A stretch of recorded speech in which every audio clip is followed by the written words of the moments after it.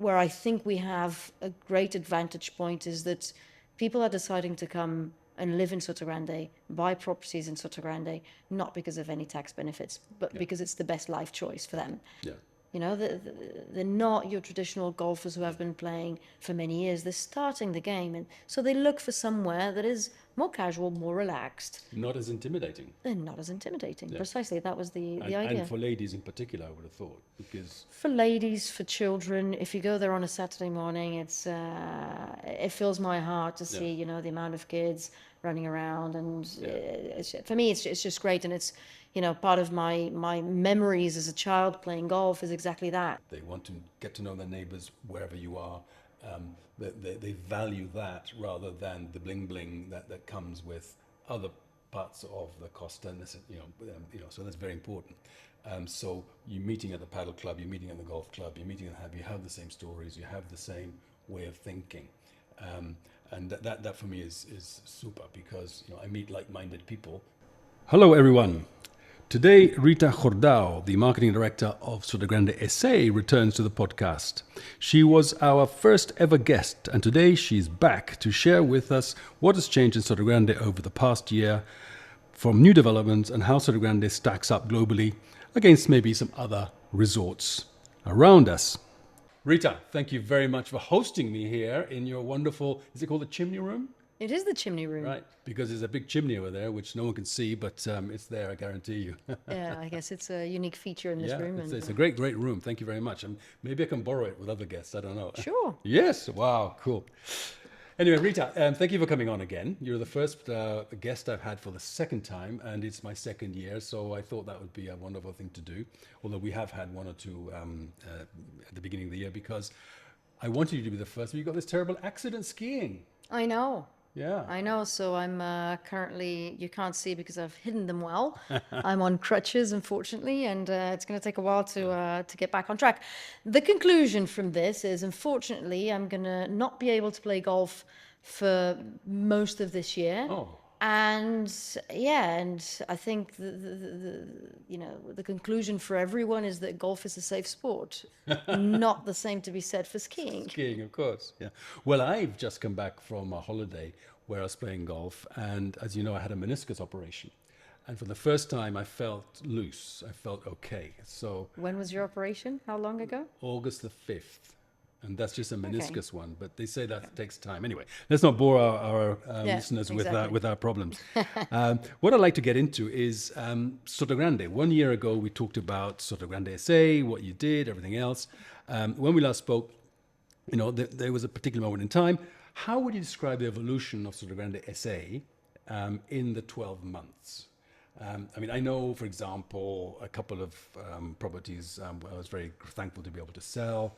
I know many others have. I see cranes still going up. Where are we with the development of Sotogrande and the real estate side of it all? Well, a lot of things have happened in the past 12 months.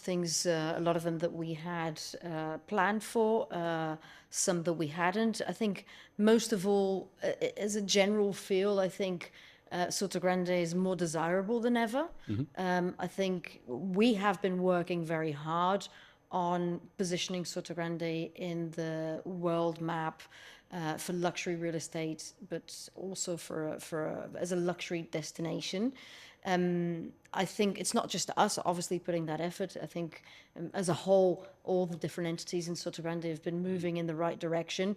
I think the relationships between the different parties have improved massively. And I think that is perceived by the rest of the community. Of course, in the past few months, that is included in the last 12 months, we've had a lot of rain, which is also very unusual. But I think we've had a very positive year in 2025 from a real estate perspective, from an investment perspective, and I think even from a destination perspective. And I think one of the conclusions I'm getting to is we always talk about how, from a real estate point of view, how we face other destinations and people make choices based on tax benefits, etc. And we know that governments don't always make our life very easy, but where I think we have a great advantage point is that people are deciding to come and live in Sotogrande, buy properties in Sotogrande, not because of any tax benefits, but because it's the best life choice for them.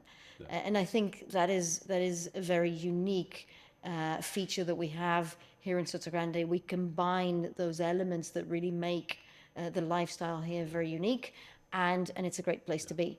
I mean, anecdotally, I totally agree. I have a client who's coming from Dubai, and they say Dubai is great, blah blah blah blah blah, but I just want to be back in Europe, and I will bite the bullet on my tax benefits or disbenefit by coming to Spain because, of course, he wants to be resident. He's going to declare everything, and he wants to be here for the lifestyle, for being close to Europe, and at the end of the day, money's money, but here the lifestyle is so important. This is what You only people, live once, and only you live know, once, and your exactly. children only have one childhood, and where better to grow your family than Yeah, here? yeah. And I think people can see that, and they're making that decision. Not everyone, but the right ones. That's right. And I remember we had a little conference down here. You invited the LPA people, and I think it was the LPA that sat on the stage there, and we talked about the year, how it compared to previous year, and 25 wasn't maybe as good as 24. It slowed down a little bit, but it's still steady and solid. The market continues to be very good.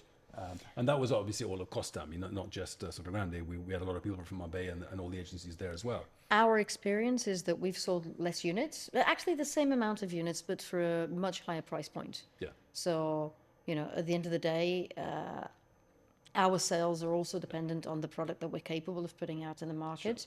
But we finished the year in the same number of units sold, but at a much better price point. Right. And the truth is now you can see houses being built in the 7 and the 15.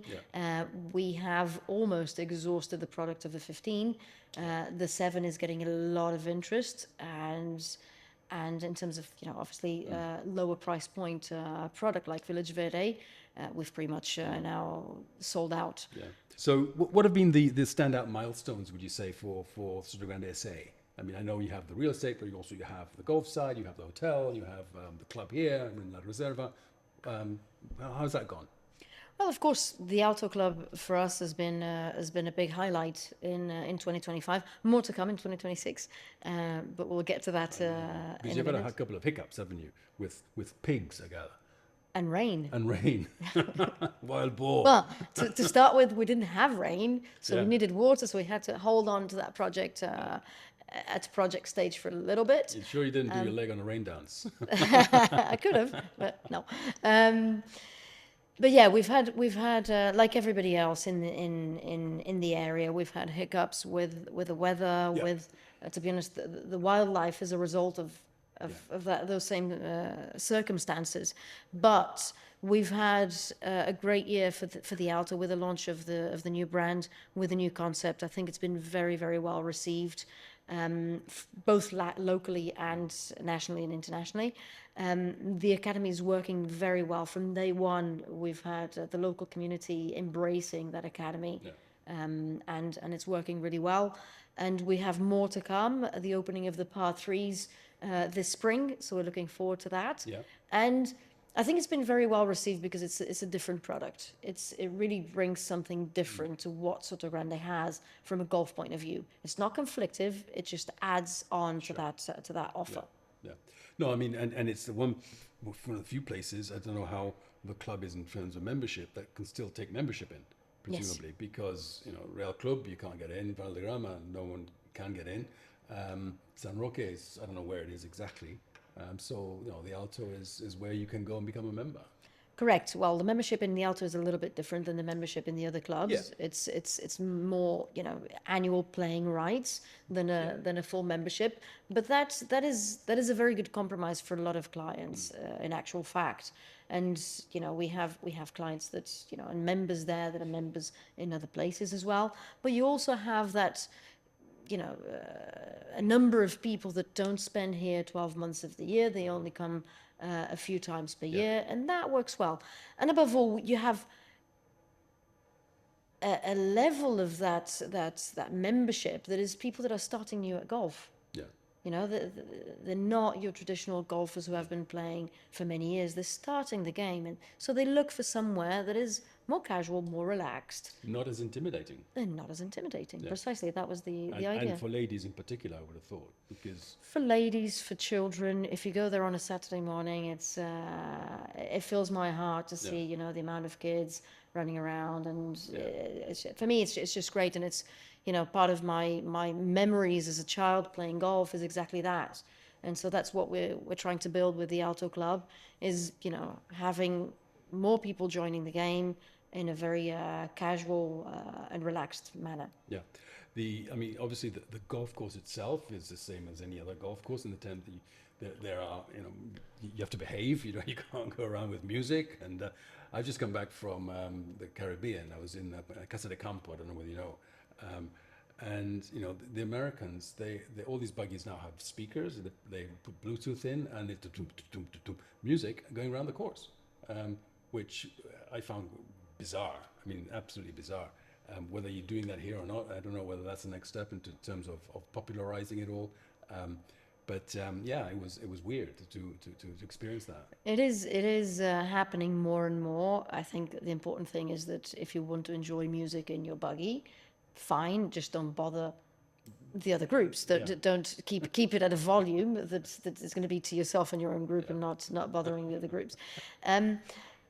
But yeah, I think, you know, you were talking about the rules, and we did put together a set of rules for the Alto Club, which includes, you know, some of the traditional rules of playing golf, you know, keeping your pace, etc., etc.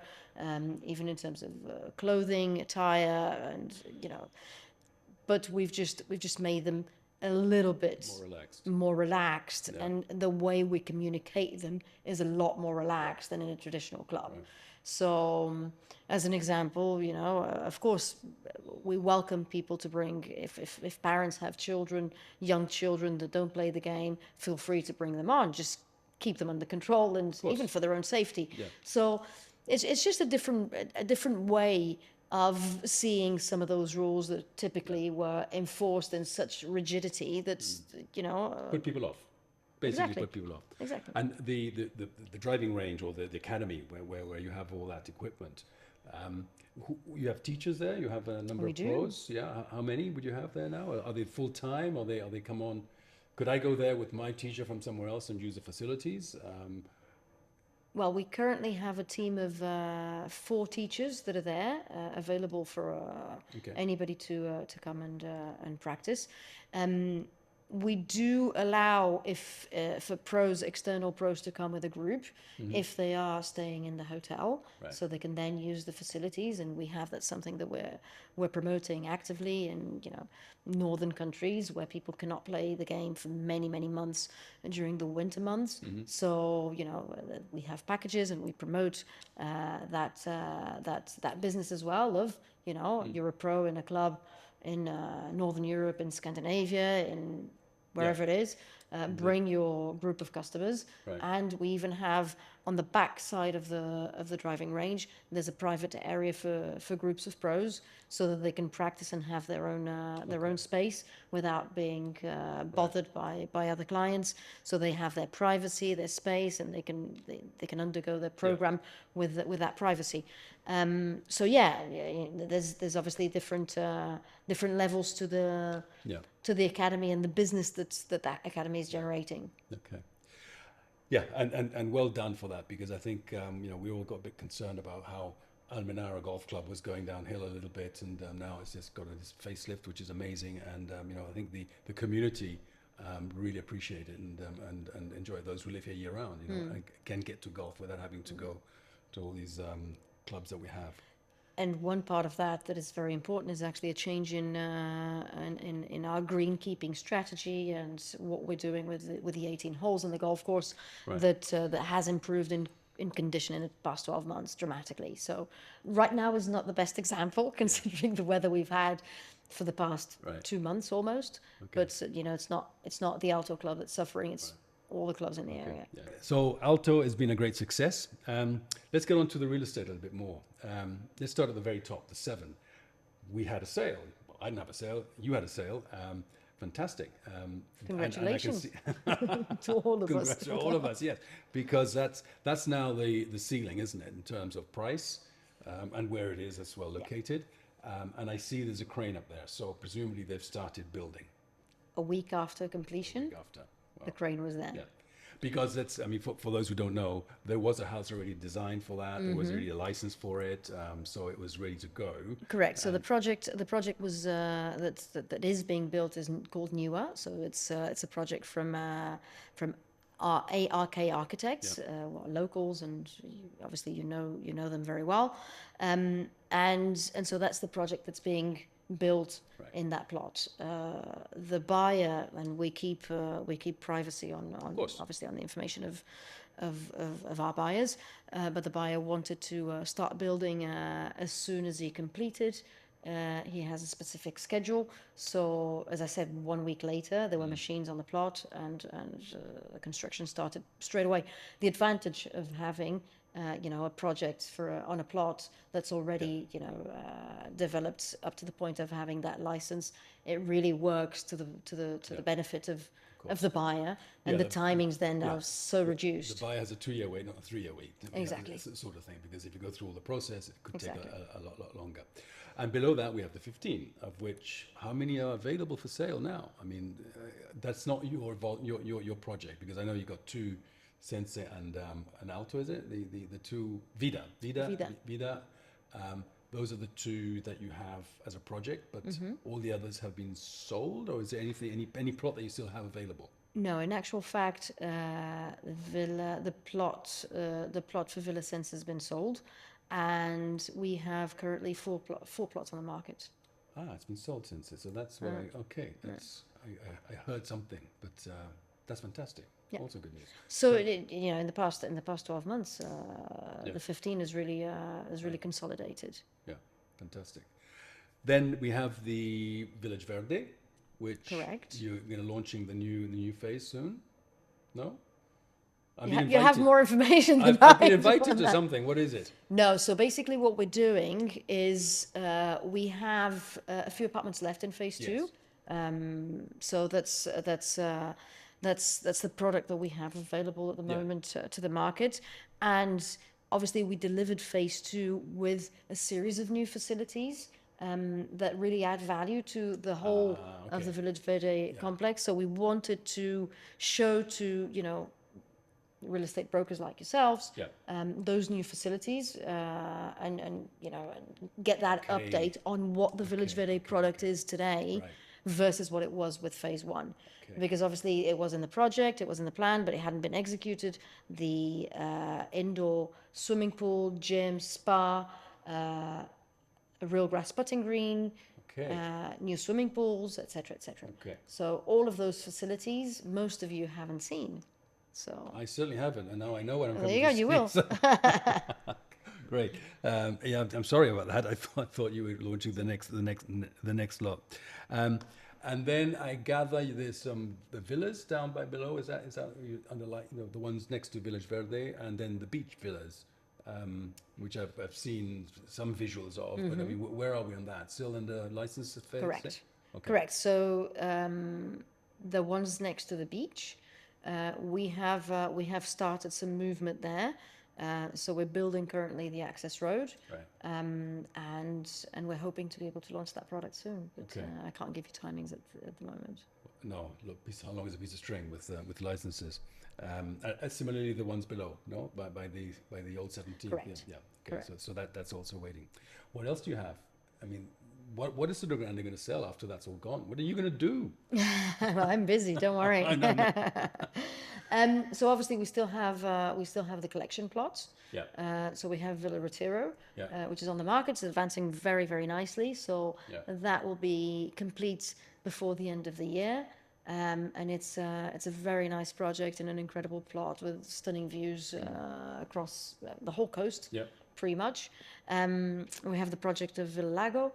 And we have obviously another series of plots in the collection. That's the product that's on the market. Come on. And we have other projects in development stage that it's still a little bit too early to talk about. Keeping it close to your chest. So as the EUC exists down in the Sotogrande area, which is already consolidated, presumably up here in La Reserva, it'll happen as well. What's the process there? How does that happen? So the process is not, you know, a super simple process. It requires many steps, but basically an area that is an urbanización like La Reserva or like any of the others of areas of Sotogrande, you know, there is one step that doesn't depend on us. It depends on many things, but eventually the reception of that section Yeah. by the town hall. Right. And so that's when the management of that specific sector changes. So what we do is we create the equivalent to Parques de Sotogrande for La Reserva that is currently managed by us. Once that step is done, that's when it starts to change, but it changes sector by sector, not necessarily the whole of La Reserva at once. So it's a process. It's a bureaucratic process more than anything else. That, you know, we don't necessarily 100% control the timings of this. And presumably you need some element of construction and people and owners to do that, because, you know, either a plot is owned by you or sold to somebody many years ago perhaps, and it's just sitting there, or someone has bought a property and therefore it's currently paying the community fee to you because you are maintaining Not it. us, not us. This is an entity that is created by No, us today. because we're developing. Exactly. This is an entity that is completely separate from the business of La Reserva. It's an entity that we have created and it has its own business and its own accounts. So whoever owns a plot pays for their To community there. pays the community to that business. Okay. So it's important to separate things, because I think a lot of the time people think that, you know, it's La Reserva or Sotogrande SL that is managing those accounts. That's not the case at all. It's a completely separate entity that manages only that. Right. Okay, So- so that company is already existing and it's functioning. Okay. At That's- the moment, Yeah. we manage it, but as a completely separate company. Okay. I get what you're saying. All right. It's a different P&L. It's a different thing, separate It's a different company, entity. Yeah. a different entity completely. But still managed by yourselves because you have to. Because we have to, yeah. Okay. Fair enough. Okay. I'm still a little bit confused, but never mind. I don't know what I told. Yes, I've just come back from Casa de Campo. Have you ever heard of Casa de Campo? Of course I have. Okay. I haven't been, but Yeah. I have a map there which I'm going to leave for you. Okay. And a little folletto which talks about all the properties they have for sale. And this is not specifically on the EUC thing, but the biggest difference I found out is the size of the budget that the entity that looks after the everything, like the Parques de Sotogrande has. There are 2,000 plots, which is roughly what we have here in Sotogrande, and they pay a small townhouse, because I was inquiring about prices and everything else, would pay $1,700 a month. Now I did some maths and said that if I apply that as an average, so it's going to be higher for the bigger villas, their income or their fees, the budget, yeah. is $40 million. $40 million, and EUC is 5 million euros. Yeah. Yeah. So that's the vast difference, and that difference, I think, I see it in the roads. I see it in the gardens, the open area. I see it in the security, where no one can come in. They even have their own police. They have their own internal security. They have their own everything. I think it's important also to clarify that the legislation in Spain is not the same as it is in other parts of the world. I'm not saying that. Yeah, I'm not saying that we should have that, because there are reasons, and that's a very, very good one. Yeah, for instance, security. The roads here, the roads in Spain, they are public roads. Yep. So Of course, we have security. In the case of Sotogrande, it's kind of a blend in between two scenarios and the two realities, because Sotogrande has its own security, it has the capacity to put cameras in different areas, to put security points, etc. Yeah. Now, most of them managed by, indeed, the EUC, Parques de Sotogrande. Um, but but obviously, the laws are not the same in the Dominican Republic as they are in Spain or in the US, etc., etc. And that also means that the way the entities that are created to manage these areas are functioning and the way they're structured. Yeah. In Spain is very different than in Portugal, for instance. Yeah. You know, so that then can bring opportunities, limitations, pros and cons, like anything else. Yeah. So not necessarily everything is comparable. And at the end of the day, you know, if you start with a budget of, okay, everybody's going to pay an average of, you know, $2,000 a month in their community fees, and that's where you start, everybody's going to accept that because that's what they bought into. If now you try to I get to it, make I a get change it. in Sotogrande, that might be a little bit more I mean, challenging. I'm sure you have the same experience. I mean, we have Americans who come and are shocked by how cheap it is, you know, and then, you know, sort of compute a little bit, and, you know, if they really want to understand, it says, now I know why things aren't the way they might be seen in other parts. Yeah.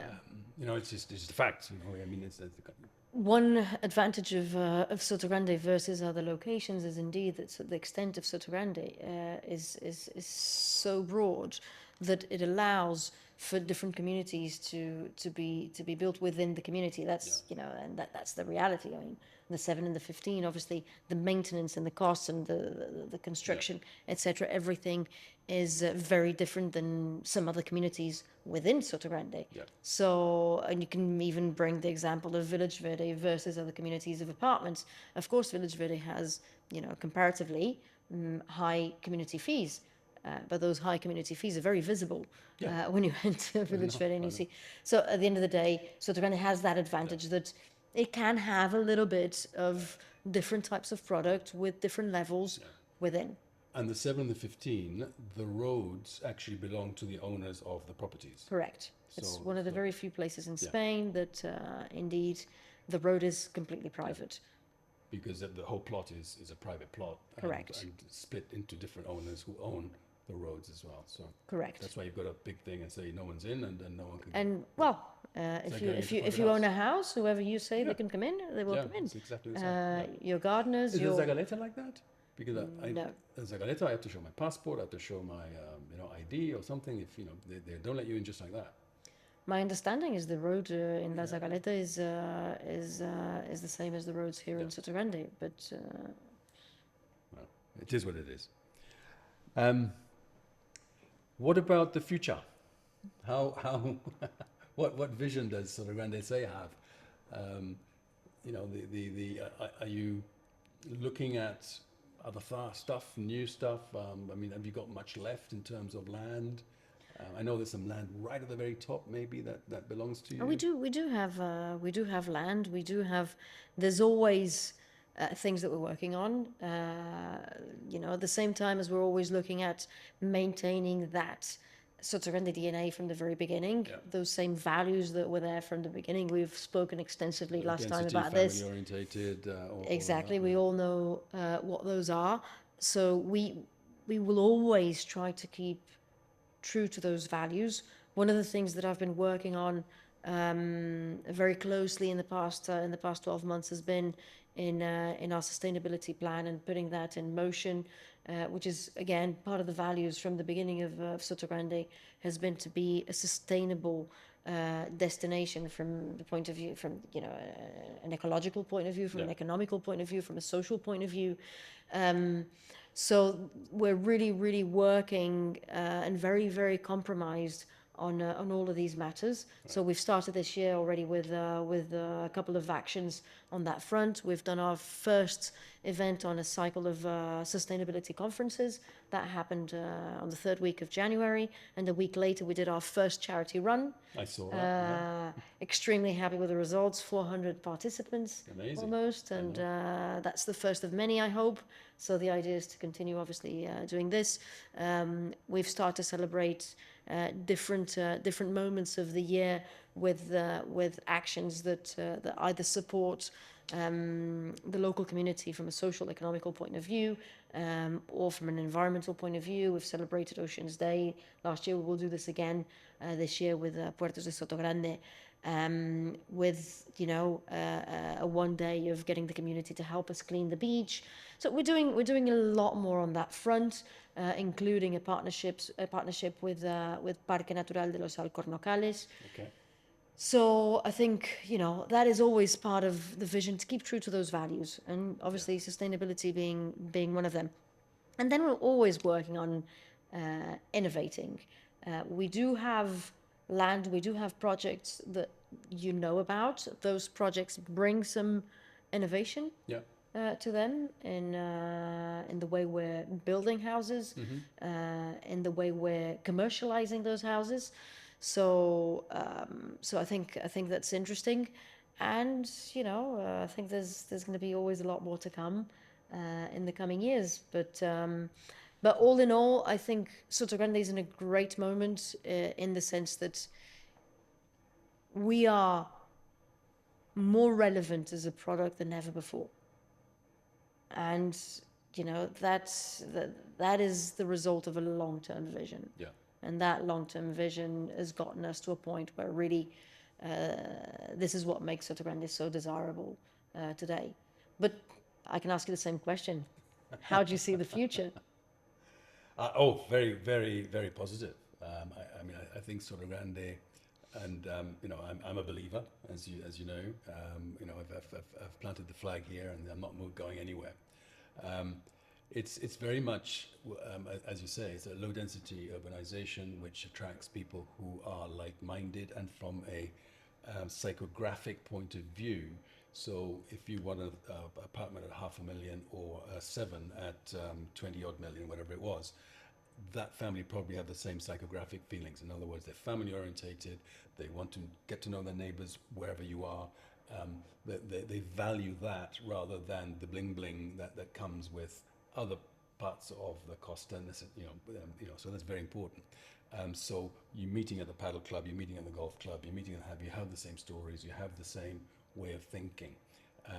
And that for me is super, because I meet like-minded people here. Even though your pocket might be bigger than mine, we're still the same, and that's actually not important. It's the friendships, it's your kids together, playing and wanting to go to the golf club.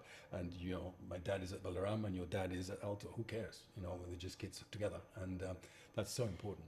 That's one question that I get asked a lot from people that come here for the first time or don't really, have a history with Sotogrande.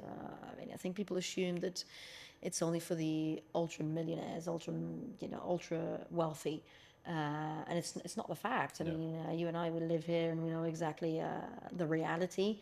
When you go to the international school, although it's one of the top international schools in Spain, if not to say in Europe. It's very interesting to see the mixture of nationalities, backgrounds, and wealth even, and it doesn't matter. I 100% agree with you. It's a life choice more than anything else. No, and someone told me that the Ukrainian kids and Russian kids are playing together. They don't know what's going on back there. They don't care what's going on back there. They're kids, and they haven't got no prejudices, and it's just wonderful to see, because that's what it's all about. But the market is I think slightly changing, in the sense that we're getting very serious people here coming to live year round. That seems to be a thing. And the British market particularly, because if you go onto some of the sites, that Notariado site, the notaries one, and you start analyzing a little bit, the Brits are still a big chunk, of the 52% or something foreigners that are buying in the postcode. 47% or something, I was reading this morning, are Brits. And Mr. Sanchez says, let's welcome them back to the EU. They're facilitating opening it up. They're giving I believe I read somewhere that they're going to allow an amnesty for anyone that's been here without any papers to actually come in and declare themselves, and you'd be okay. So they're trying to open it all up. But even when the government makes it more difficult, they continue to come. Yes, which is No, very interesting.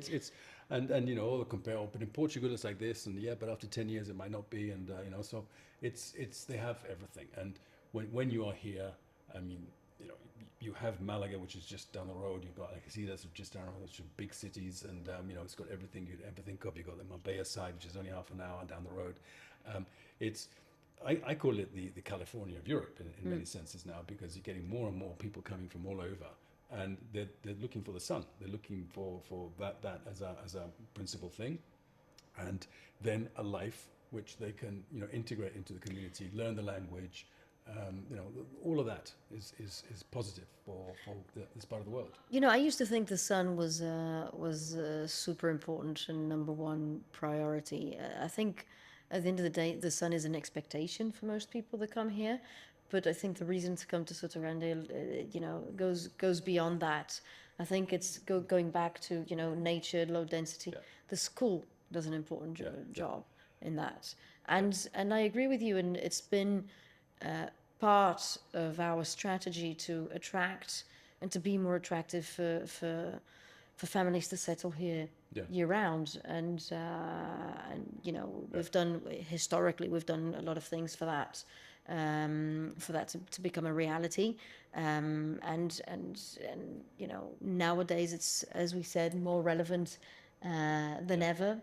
And I think it will continue to be our strategy, and it's the most sustainable one for a location like Sotogrande as well. But I believe, getting back to the sun, that one of the main reasons that Northern Europeans, Brits, you know, look to go is because of the weather. Oh no, You know, absolutely. So I want to find somewhere where I don't have, you know, it's dark at 3:30 in December, and you know, it doesn't get light until 8:30 in the morning. You know, No, absolutely. you But know, what I meant is locations with the sun and with the weather. You no, have everywhere. I know, I know. everywhere in this southern Europe. I mean, the entire coast. But somehow, you know, it's not everywhere that is attracting families to come and live full time. As a holiday home is a completely different story. But to come and live, and the decision to come and live full time requires a different setup. Requires something a little bit more special, and requires facilities, and the facilities Absolutely. that we do have. Which we have all the way down there. I remember when we met at that meeting that you had something like 20 odd different nationalities who had bought, yeah, something like that. This year is this year. Last year, 2025 was a little bit lower, but we've had in the past 2-3 years, and the 2-3 years before 2025, indeed we were around 19-20 nationalities every year. Where we saw a drop in 2025 was mostly in Eastern European countries. I don't know if you saw the same thing. Well, we're very strong with Eastern Europeans. Certainly inquiries where they end up buying. I mean, if I look at all the people inquiring, you know, I'm talking about sales. Yeah. So those numbers were the 20 different nationalities are people who have actually purchased the home, and indeed that's gone down in 2025, and the main reason was the Eastern Europeans, and plus, if you combine different countries of the region together, it became a larger number, but the countries individually were very small numbers, so they made a lot of different nationalities. which is it's reflected in the number plates you see around the place. You know, Absolutely. There's so many different ones. Rita, we've been here, you know, chin wagging for a little while. Any stories for the podcast? Anything new coming? Anything? I know you talked about the running, the race. Have you got something else organized? You mentioned something about cleaning up a beach.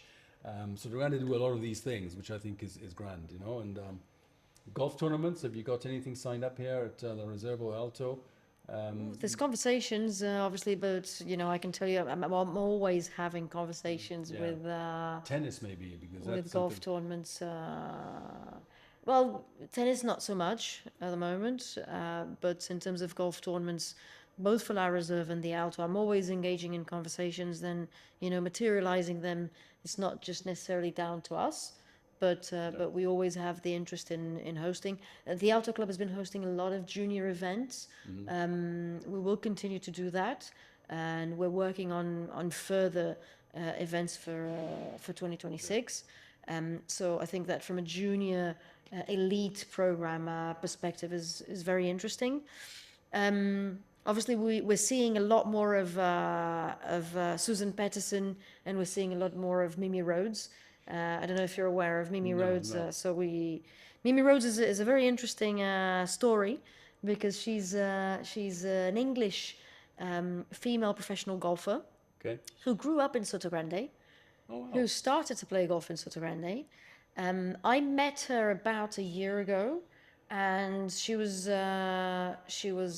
playing in the ladies European Tour, the LET, starting first year, so really starting her career after being in the US, studying and playing golf. And I decided to give her a hand. We decided, Sotogrande, to give her a hand and sponsor her. She was more than anything looking for facilities, but well, we decided to give her a hand and sponsor her. She's using the Alto Club facilities as a practice location. She's using the gym at the hotel, the spa, etc., whenever she's here, because professional golfers, they spend most of the time traveling around. She almost won the LET last year. She came second, but In a very tournament? no. She won several tournaments on the LET. Oh. So She almost won the whole equivalent of the race to Dubai. exactly. Yeah, okay. She came second in a very close fight. Almost finished first. She was Rookie of the Year, and she made it to the LPGA Tour this year. So it's a fantastic and she's story. Sponsored Sotogrande. She has it on a. She has the Alto Club sponsorship. Fantastic. Yeah. So she was here last week. She's coming back next week. She's practicing. Whenever she's here, she's practicing. Sometimes she comes to La Reserva to practice. She practices a lot at the Alto. She goes to the gym. She goes to the spa. And we're doing a few activities with her. We did a clinic with one of our junior classes at the Alto. And we're going to do more things with her this year. We're also going to have more of Susan Peterson in the area. Yeah. Susan and her husband spent a long time with Stephanie and I when you launched it. And I don't know what happened, but we spent a good half an hour and we exchanged numbers and everything else. And she wants to come onto the podcast. Oh, good. She nearly did on that week, but her schedule. Okay, we'll organise that. Yeah. And, I think that'd be great if she could come on because, to see what she thinks of Sotogrande would be great. And maybe you should have Mimi.